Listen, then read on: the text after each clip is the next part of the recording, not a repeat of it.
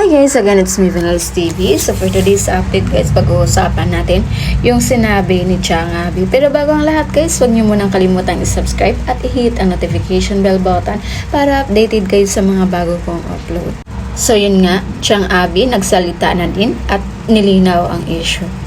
Dahil sa samut-saring komento ng mga netizens, hindi na napigilan ni Chang Abi ang hindi bumoses. Ayon pa dito, nakisoyo si Jobs kay John Vic since ito ang naunang natapos kumain sa kanila. Dagdag pa nito, hindi niya may sapit kay Jobs dahil nakakamay daw siyang kumain. Kaya kay John Vic sila nakisoyo na ilagay ang necklace na yon. Kaya may konting paalala tayo sa mga toxic fans ng Team Josa at lagi nating tatandaan that they can hang out with who they want. They can be with their friends. They can spend their time privately and they can choose to share with us or not. Labas tayo dyan at di nila obligasyon na i-inform tayo. Irespeto din natin yung mga friends nila na gusto nila makasama.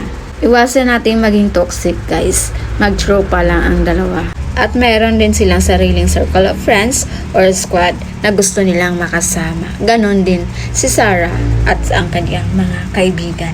So sana maliwanagan kayo sa kunting pa-update natin ngayon.